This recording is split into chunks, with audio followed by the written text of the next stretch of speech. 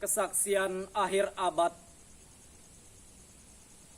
W.S. Rendra. Ratap tangis menerpa pintu kalbuku. Bau anyir darah mengganggu tidur malamku. Oh, tikar tafakur. Oh, bau sungai Tohor yang kotor. Bagaimana aku akan bisa membaca keadaan ini? Di atas atap kesepian nalar pikiran yang digalaukan oleh lampu-lampu kota yang bertengkar dengan malam, aku menyerukan namamu. Wahai para leluhur Nusantara. Oh Sanjaya, leluhur dari kebudayaan tanah. Oh Punawarman, leluhur dari kebudayaan air. Kedua wangsamu telah mampu mempersekutukan budaya tanah dan air. Oh Resi Kuturan, oh Resi Nirarta, empu-empu tampan yang penuh kedamaian. Telah kamu ajarkan tatanan hidup yang aneka dan sejahtera yang dijaga oleh Dewan Hukum Adat. Oh, bagaimana aku bisa mengerti bahasa bising dari bangsaku kini? Oh, Kajau Lalido, bintang cemerlang tanah Ogi, negarawan yang pintar dan bijaksana, telah kamu ajarkan aturan permainan di dalam benturan-benturan keinginan yang berbagai ragam di dalam kehidupan. Ade, bicara, rapang dan wari. Oh, lihatlah wajah-wajah berdarah dan rahim yang diperkosa muncul dari puing-puing tatanan hidup yang porak-poranda. Kejahatan kasat mata, tertawa tanpa pengadilan, kekuasaan, kekerasan berak dan berdahak di atas bendera kebangsaan. Oh anak cucuku di zaman cybernetik, bagaimana akan kalian baca prasasti dari zaman kami? Apakah kami akan mampu menjadi ilham kesimpulan ataukah kami justru menjadi sumber masalah di dalam kehidupan?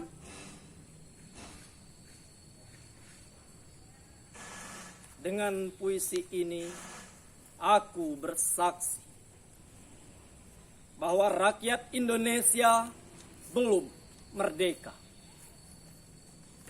Rakyat yang tanpa hak hukum bukanlah rakyat merdeka.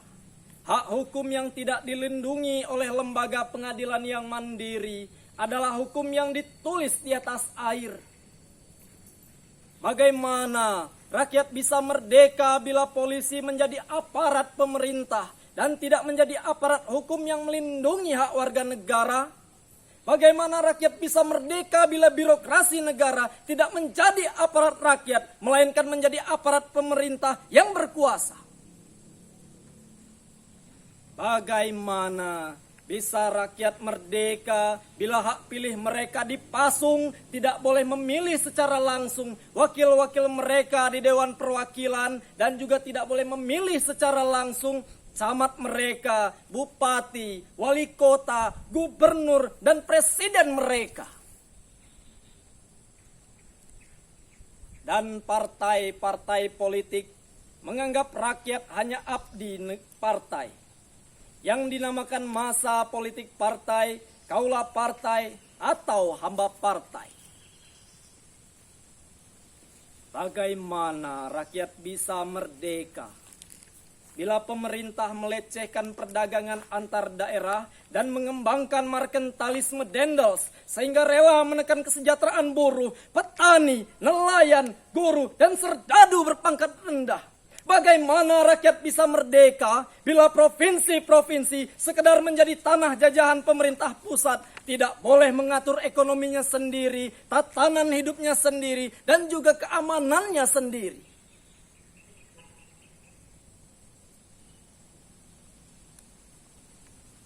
Ayam, serigala, macan ataupun gajah, semuanya peka pada wilayahnya.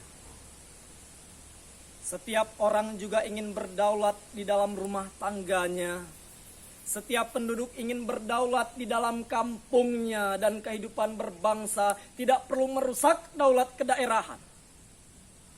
Hasrat berbangsa adalah naluri rakyat untuk menjalin ikatan daya cipta antar suku yang penuh keanekaan kehidupan dan memaklumkan wilayah pergaulan yang lebih luas untuk merdeka bersama. Tetapi lihatlah, selubung kabut saat ini, penjajahan tatanan uang, penjajahan modal, penjajahan kekerasan senjata, dan penjajahan oleh partai-partai politik masih merajalela di dalam negara. Dengan puisi ini, aku bersaksi bahwa sampai saat puisi ini aku tanda tangani, para elit politik yang berkedudukan ataupun yang masih di jalan tidak pernah memperjuangkan sarana-sarana kemerdekaan rakyat. Mereka hanya rusuh dan gaduh memperjuangkan kedaulatan golongan dan partainya sendiri. Mereka hanya bergulat untuk posisi sendiri.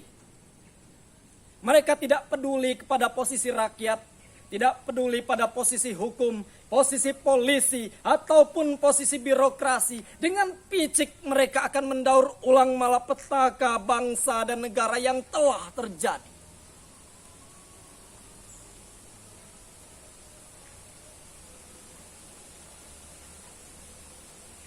Oh, Indonesia, Indonesia. Negara yang kehilangan makna. Rakyat sudah dirusak azas tatanan hidupnya, berarti sudah dirusak dasar peradabannya, dan akibatnya dirusak pula kemanusiaannya. Maka sekarang negara tinggal menjadi peta, itu pun peta yang lusuh dan hampir sobek pula.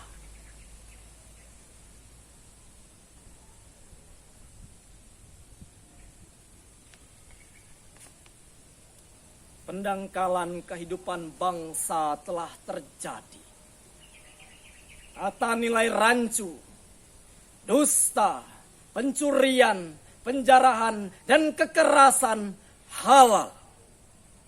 Manusia sekedar semak belukar yang gampang dikacau dan dibakar. Paket-paket pikiran yang murah dijajakan, penalaran amarah yang salah, mendorong rakyat terpecah belah. Negara tidak mungkin kembali diutuhkan tanpa rakyatnya dimanusiakan. Dan manusia tak mungkin menjadi manusia tanpa dihidupkan hati nuraninya.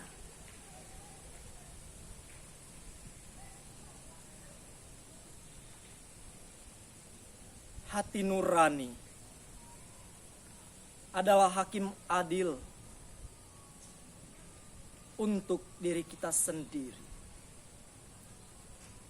Hati nurani adalah sendi dari kesadaran akan kemerdekaan pribadi.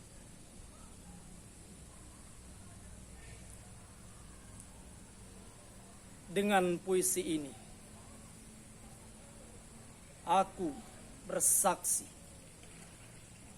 bahwa hati nurani itu meski dibakar, tidak bisa menjadi abu. Hati nurani senantiasa bisa bersemi, meski sudah ditebang putus di batang. Begitulah fitrah manusia, ciptaan Tuhan yang Maha Esa.